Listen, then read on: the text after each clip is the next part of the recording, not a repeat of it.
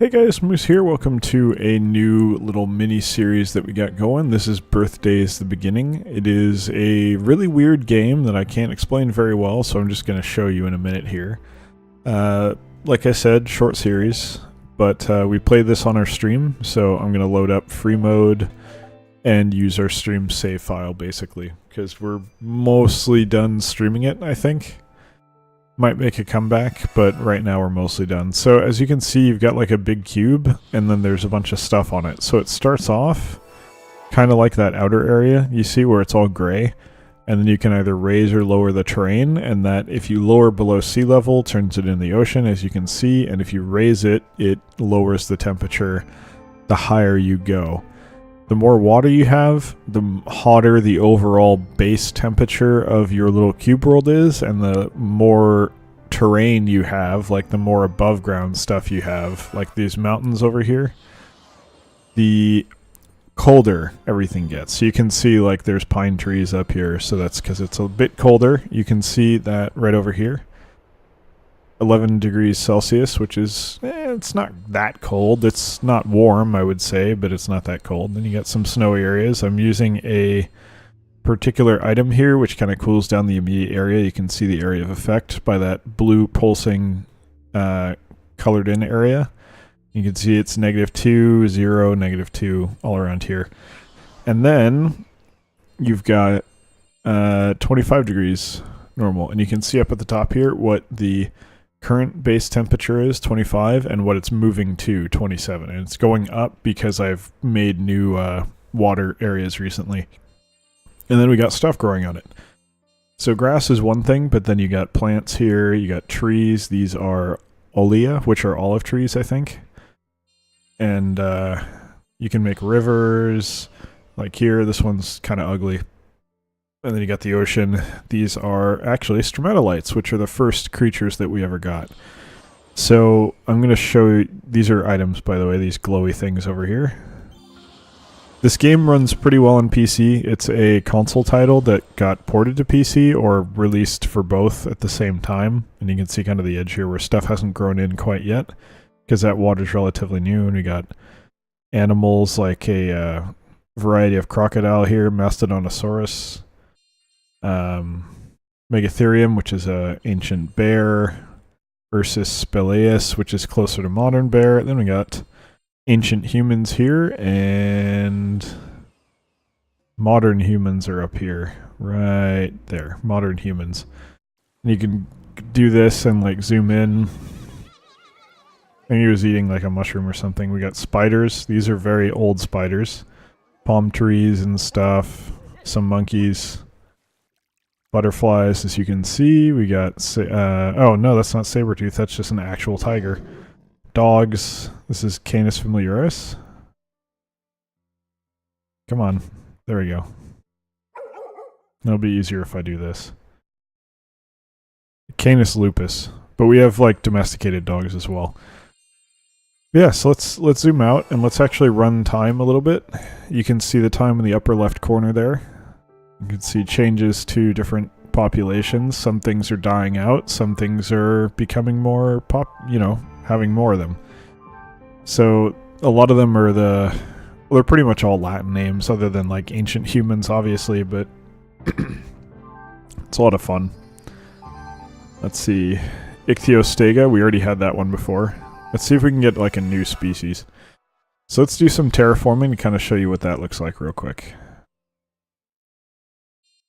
Let's see. We're going to lower this. This one was supposed to be lower, I think. So the larger areas you have, the easier it is for animals to like move into it and stuff. So ideally, you want to give them lots of space, which is kind of what we're trying to do here. You can see the temperature is rising as a result of the additional water that we're bringing into the world. Which in this case is a good thing, because we don't really, basically, there's kind of two ways that you can control what species you get. There's sort of humidity. I mean, there's the type of terrain, obviously, so you can see this right here, it's 9 tiles below sea level, so that's sea. And then if you come up here, when you get to 3, I guess. 3, it changes to shallows. And you've got lowland. What else do we have? Lowland, upland, highland, and mountain. So there's a few different like types of biomes basically. The temperature doesn't determine the biome at all, but temperature does determine what can actually grow there. So let's head back over here and get back to work. Where were we? Right down here? There we are. So we'll keep working on this. And then when we get far enough over to the side, we're going to transition to deep sea. And that will give us a little bit more. But the point that I was working up to there was the main way that you can control what grows, other than the type of terrain you're working with, is the temperature. So you'll see, you know, for example, dinosaurs tend to primarily thrive at much higher temperatures than most other things because that's, you know, they're basically lizards. Lizards are generally cold-blooded. I'm not actually sure if dinosaurs were cold-blooded, but probably, right? And other things like bears and things are more, you know, mammals generally are more cold temperature kind of animals. Not really cold, more like, you know, as cold as like 20 degrees Celsius is cold. It's not really cold at all. We got Phacops, which is a type of trilobite. We got our health back. There's two ways you can pass time. You can either go slow or fast. If you go slow, you regain health. If you go fast, you lose health slowly. And terraforming uses health. So you gotta... That's why I was progressing time there. Because I wasn't done terraforming, but I needed to get my health back so I could continue terraforming. Otherwise, I would not have had enough... Well, any health. I ran out. Which is why I had to stop in the first place. Okay. Now we're going to start doing deep sea. So this one is going to be lower. There we go, deep sea. And then from here, everything will be deep sea in this corner. So the game does have like a story mode kind of thing, but it's basically a tutorial. Like, it kind of teaches you, yeah, I'm out of health again. You can see that in the bottom left corner. It kind of teaches you how the game's meant to work. It's not really necessary to do it. It makes sense, though. Like, I would recommend it, probably. Free mode, just going straight into free mode can be a little weird. Okay, a couple things died out, including those trilobites. So what I'm going to do, actually, is because it's getting kind of hot, and I don't want it to be this hot. Well, you know what? Actually, let's take a quick look here. What do we actually want to do? So one way to figure out what you want to do is you can come over here and look at all the different creatures. They're filled in because we captured them, and when you get a new creature, you find it on the overworld, and then you capture it, and then you get details here. If you don't capture it, it looks like this. And you have most of the details, but not everything. So if we go over to the family tree here, now we get a much better view of how this works. Because if you're in this one, you can't see what it came from, really. If you're over here, you can actually kind of see it. So look at the very top, like I said, stromatolite's kind of the first thing, but you have phytoplankton and zooplankton, which also are there first. But you don't really see them here because they're microscopic. So you only generally capture stuff that's actually like significantly sized so that you would actually be able to interact with it as a human, kind of. First animal is Cyclomedusa, which is a jellyfish. Then you got stromatolite for plants, which is an algae. So what do we want to do here? We kind of want to get the more modern versions, which are the lower on the family tree versions of aquatic life, because we have very few fish. We have, like, almost no fish. I mean, we have these guys. Basically, we have sardines and, like, chard, I think. We don't have any of these. Oh, we do. We totally do. I need to capture this, actually, so we'll go do that in a second. And you can see that, right here, population almost 500,000. Like, 9 million of these, 500,000 here, 14 million of those. So we got a lot of fish.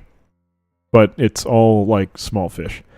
These are like coelacanth variants. We want to get sharks. That would be cool. Do we have any of these? We have a few. So you can see here their height is deep sea, and they're at like 25 to 31 degrees Celsius. So we're kind of in the right strike zone for them. We might want to lower the temperature a little bit though. These are 12 to 22. So we actually need to lower the temperature to get this guy while keeping a coelacanth population. So we want to get this, and that will help us come down here, get swordfish and sharks. Now, I'd also like to get Brachiosaurus, which we've had previously, but I couldn't really do that much with it. There's this guy, but I don't think he turns in anything significant, really. Where were Brachiosaurs? Where was that? No, that's not it. Must have been from one of the lizards, I think. So it'd be over on this side. But I didn't see it pop up. Oh, you can get sea turtles. Okay, that'd be cool. What do you take? Okay, I gotta go really hot to get this guy. 36 to 46 degrees Celsius. That's gonna be kind of hard. I've never gotten snakes, surprisingly. There's raptors and stuff. This may look like a T-Rex, but we actually already had T-Rex elsewhere.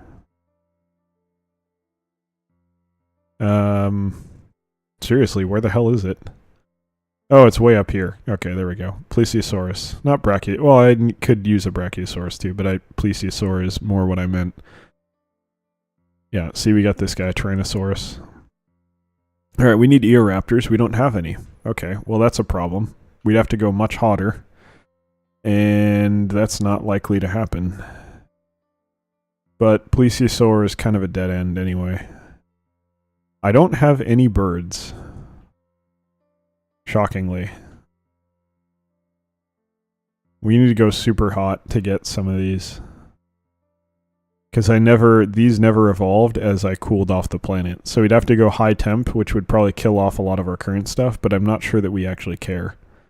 You see we have cows down here. But yeah, so you can look through the family tree of life, and you'd see here the dogs. We're missing 2 dogs, it looks like. Steep high elevation. We should be able to get this. This is from Borealis? No.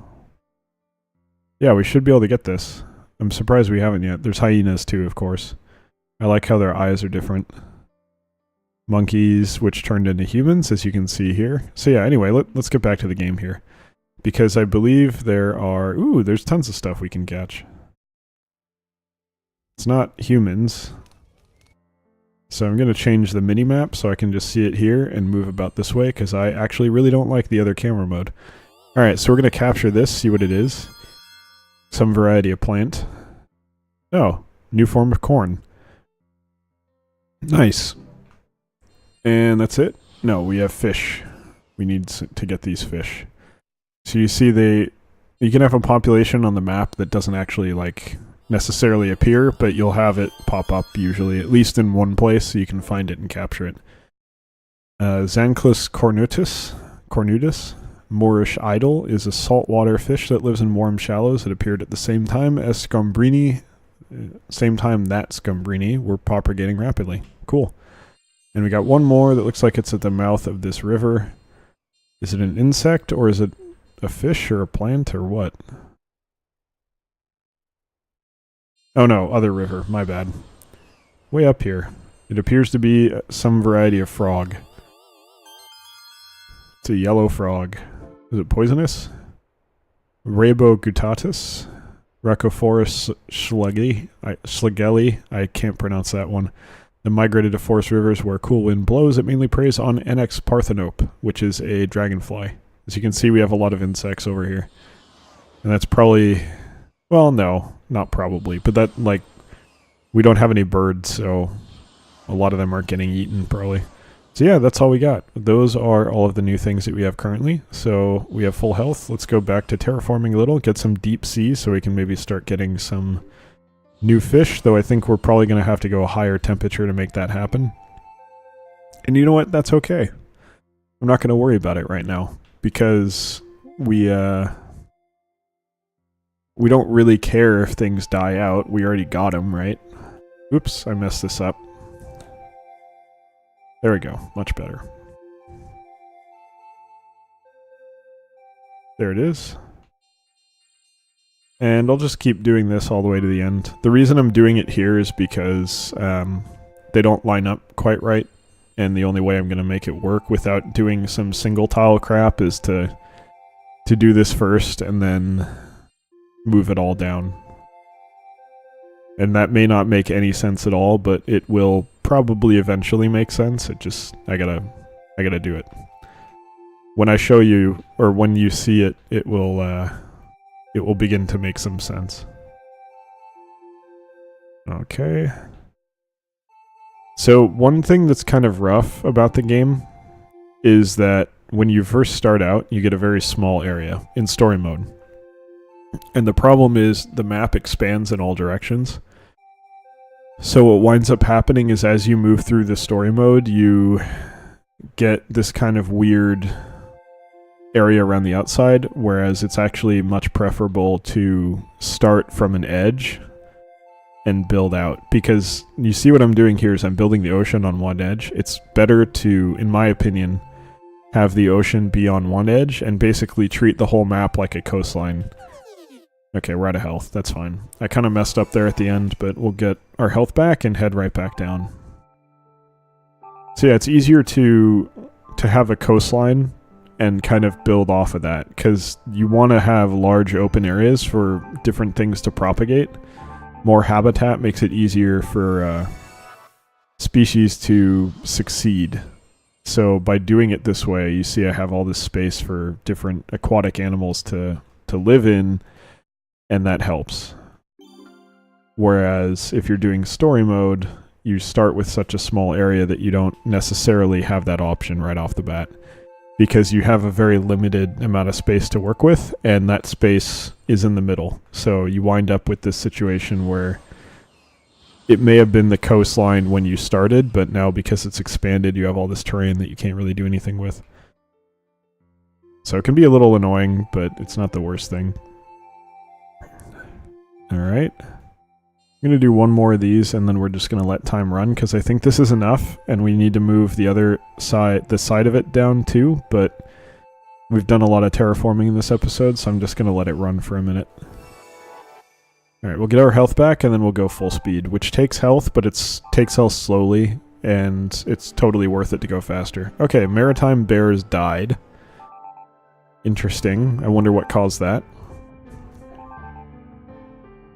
Huh. Domesticated dogs are actually not doing that well. Maybe it's getting too hot. I think it's probably getting too hot. So the nice thing is that once you have a species, generally okay, well, we got a new species. I don't know what it was, though. Again, yeah, lots of stuff's dying out because of the heat. And you know what? That's okay. Because once we go back down, they'll come back. It's not a big deal. Elephants are dying out. Bears are dying out. Yeah, it keeps saying I'm getting new species, and I don't know what they are. So let's see. Okay, so the way I can tell there's nothing actually new is so I look around here. When you have a new species, there will be a blinking brown dot, and there's nothing right now, so there's nothing we can capture. Which means that any new species we've gotten are new. I mean, are not new. We've had them before. So I'm not going to worry about it. Okay, you can see almost everything's going extinct, which is totally fine. Heliophyllum, that's not new. So because we're going to a hotter temperature, we're getting more ancient life forms that we've had in the past, typically from around the age of the dinosaurs. That's what we're going to start seeing here. So it'd be kind of funny if humans die out. It looks like Homo erectus is dying out, which is fine. Doesn't really matter. We have modern humans and they can probably survive this, so whatever. Though you never know. Maybe they won't survive. Availability of food sources is also a factor. So, like, if the prey animal dies out, you're probably going to lose the predator that eats it too.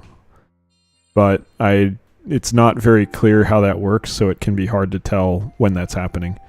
But one issue that I had when I was playing it on stream is I had spiders, but they weren't evolving into anything, and I was trying to progress and get the next dinosaur species, which was Eoraptors. and velociraptors, and it wasn't working because the ecosystem wasn't supporting it for whatever reason. They'd come around and then die off very quickly, even though the temperature was right. So what I did was, there's an item that you can use called Seed of Evolution. There's a lot of items, which you can see down here, that do a variety of different things, to force the spiders to evolve. And I had tons of spiders, so that wasn't a problem. But suddenly, right after doing that, there was so many insects. We got like 30 different species of butterflies, like a ton of different species of dragonflies, all this stuff out of nowhere, and suddenly everything worked. So sometimes you're just missing that particular chain in the ecosystem, in the food chain or food cycle or whatever you want to call it, that you need in order to support new life forms, and until you get it, you're going to be in trouble. So that was my experience. I didn't really know, so what can be really helpful is if you check the tree of life to kind of see what comes next. Because there's usually something that you can evolve that you need, or you maybe need to evolve. It's hard to tell if you need it or not, but you can take a look and see what the options are, and then go from there. But that is actually going to do it for this episode. We're going to have a few more, probably, not too many, but we'll keep messing around with this world and try and show off maybe some dinosaurs and stuff, because starting off with humans here kind of gets right to the end of it. But if you want to see some of the early game gameplay, like I said, I streamed a bunch, so feel free to go check out the VODs at twitch.tv/electronicmoose. There's plenty there. Probably not going to pull them over to YouTube, but they're up there if you'd like to take a look, so feel free to look into that. Anyway, I hope you enjoyed watching, and I hope you'll join us for the next couple as well. Take care.